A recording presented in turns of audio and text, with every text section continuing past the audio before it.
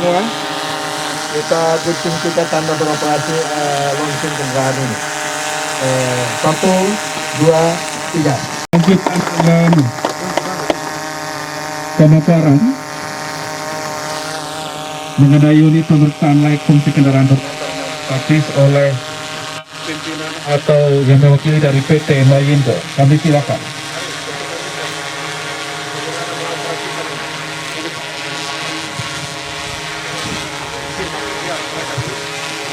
Saya hanya sedikit saja Pak untuk menyampaikan, nanti kita bisa lihat cara penggunaannya dan untuk pengoperasiannya.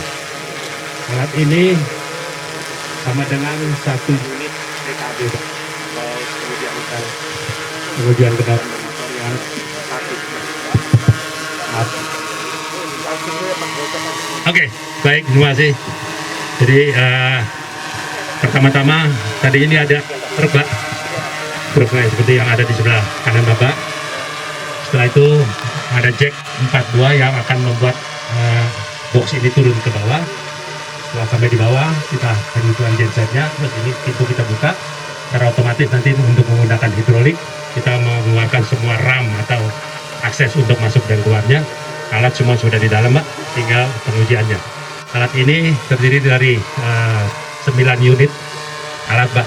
Jadi mulai dari tin tester untuk kaca gelap, sound level untuk kebisingan, terus alur ban untuk pengecekan alur ban, terus ada side slip, diesel smoke, emisi, dan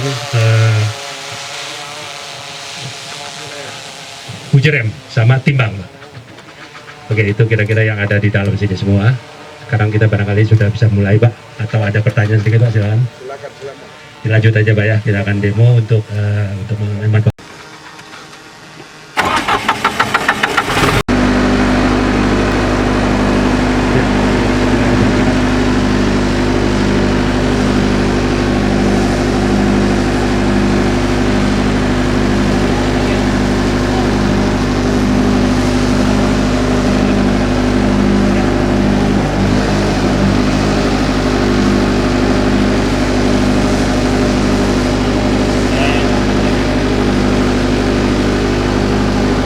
Kita kasih buka untuk ram outnya Pak, atau ini untuk keluarnya, yang sebelah sana untuk masuk ram in.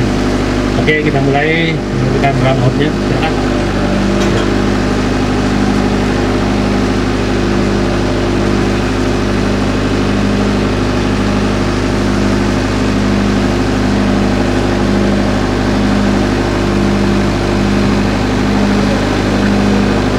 Siap.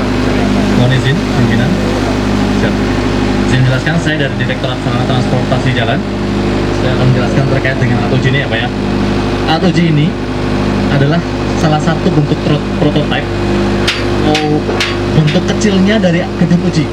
Jadi gedung uji yang biasanya bentuknya statis diam Pak, sekarang berubah menjadi bentuknya seperti ini, biar lebih mudah untuk melakukan plug ke daerah-daerah. Alat uji ini memiliki 8 alat uji. Alat uji. Jadi pertama ada smoke, CUHC, tin, sound level meter, axle, dan terus rem beserta side slip sama lampu Pak.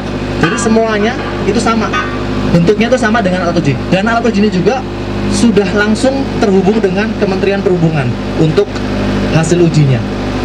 Jadi langsung saat ini uji, saat ini juga langsung bisa didapatkan hasilnya. Nanti bisa kita contohkan mobil yang di sana diuji, langsung keluar kartunya Pak. Gitu. Bisa langsung keluar kartunya. Nah, alat uji ini pertama dirilis atau pertama dibuat untuk alat ujinya, oke. Ya Pak. Ini tadi sudah dijelaskan ya Pak. Alat uji ini tuh bentuknya box, di mana nanti kalau bisa dibilang kalau di YouTube itu terkenal dengan transformernya Direktorat Jenderal Perhubungan Darat. Jadi di mana alat uji ini bisa nanti dibuka, jadi bentuknya seperti ini. Investasinya, nilai investasi lebih murah daripada investasi yang harus daripada kalau untuk beli gedung dan tanahnya. Untuk jangkauannya juga lebih luas karena bisa datang ke daerah tertentu. Cuma memang ada ketentuannya Pak. Nanti bisa disampaikan atau bisa ditanyakan ke Direktorat Jenderal Perhubungan Darat, khususnya Direktorat Sarana, terkait dengan syarat-syaratnya apa aja. Itu bisa juga, Pak. Untuk alat uji ini persis seperti yang sudah kita lihat, yaitu ada Blue, di mana pengujinya hasil uji langsung terkoneksi ke Direktorat Jenderal Perhubungan Darat, khususnya Kementerian Perhubungan, dan di sini juga sudah langsung terhubung pengujinya seperti apa, kepala dinasnya juga langsung. Jadi saat itu kepala dinas langsung berganti, pada hari ini berganti, misalkan ada berganti, saat itu juga langsung bisa diganti tanda tangannya. Pengujinya pun seperti itu. Misalkan ada pengujian dimutasi, saat itu juga langsung berganti. Khususnya juga Pak Direktur, misalkan Pak Direktur berganti, langsung juga bisa langsung diupdate. Jadi tidak ada namanya, oh ini buku lama atau kartu yang lama, itu nggak bisa, Pak. Jadi kevalidan dari kartu yang dikeluarkan itu benar-benar valid. Itu berbahaya banget, karbon monoksida itu berbahaya banget bagi kesehatan atau bagi manusia terutamanya, karena beracun, Pak. Makanya kita cek ada ambang batas CO-nya, di mana 200 ppm sampai 1,5, tergantung dari ketentuannya, dari tahun pembuatannya. Nanti kita coba di sini karena ini kendaraan ada solar. Nanti kita uji dari smoke-nya, Pak. Silakan diuji untuk solar. Maju saja. Oke. Nanti ada alat uji lampu, Pak, di mana lampu itu ambang batasnya 12.000 kandela. Kenapa harus 12.000 kandela? 12.000 kandela itu memperkirakan bahwasannya si lampu itu bisa menerangi jalan. Kalau kurang dari itu gimana? Dikhawatirkan lampu tidak bisa menerangi jalan yang berakibat fatal bagi kendaraan saat berkendara di malam hari, Pak. Jadi 12.000 itu minimal, Pak. Lebih boleh silahkan. Apalagi sekarang ada kendaraan-kendaraannya pakainya high beam dan sebagainya, itu boleh. Silahkan. Nanti dari alat uji lampu bergerak ke side slip, Pak. Side slip itu gunanya untuk apa? Side slip itu untuk memastikan bahwasannya two in dan two out. Kalau kita biasa orang itu bisa dengarnya kayak gini. Di spurring dan balancing, ya kan? Ya, kiri kanannya sesuai atau tidak. Kan berpengaruh nggak sih sebenarnya ke kendaraan? Sangat berpengaruh. Ketika nanti kendaraan itu berjalan, kalau dia tidak stabil, kendaraan itu ketika lepas dia akan terpelanting. Jadi berbahaya banget.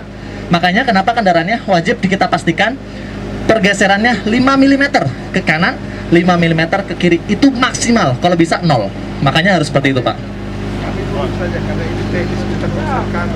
Oh, siap. Oke.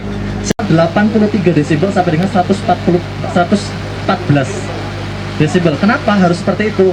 Supaya bisa terdengar. Jangan sampai klakson tapi bunyinya cuma gitu, kurang terdengar. Itu akan berbahaya ketika. Oke, maju. Lan hook. Oke, ini cara menguji dari brake tester. Kita akan uji brake-nya. Pertama pasti kita nimbang whitening di sini. Bapak bisa lihat, saya geser sedikit. Oke. Oh ya, lihat sini. Ya, oke, siap. Nanti saya bilang rem ya. Nah, di sini motor running. Jadi tadi ingin imbang dulu. Setelah ditimbang, nanti motornya akan bergerak. Kenapa sih motor bergerak? Motor bergerak itu mensimulasikan bahwasannya kendaraan sedang berjalan. Jadi mensimulasikan kendaraan sedang berjalan. Ketika itu rem, oke. Ketika sudah direm, ini mangkutnya dia mampu tidak? Dan kita lihat kiri kanan itu penyimpangannya besar tidak? Lebih tidak dari 8%. Otomatis dia akan ke kanan, banting. Kalau kanannya lebih kuat, banting dia ke kanan, seperti itu, Pak. Jadi harus maksimal 8%, tidak boleh lebih, gitu, Pak. Kalau sudah, maju dulu sedikit. Oke, 3, 2, 1, rem. Lepas. Oke, maju langsung kenceng depan. Terus maju.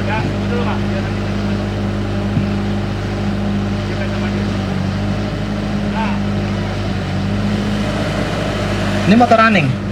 Terus. Oke, terus. Oke, netral. Netral, persiapan. Motor running, kiri kanan, persiapan. Bisa dilihat ya, teman-teman yang mau lihat gambarnya seperti ini nanti. 3. Ya, nggak apa-apa, bisa kelihatan, Pak. Oke. Oke, rem tangan tarik. Sip. Oke. Yang rem yang diuji berapa aja? Sumbu 1 di rem di depan. Diuji sekali. Sumbu 2 baru rem level meter dan tim tester. Sound level meter, tim tester bisa dikeluarkan biar bisa terlihat. Hasilnya pun langsung.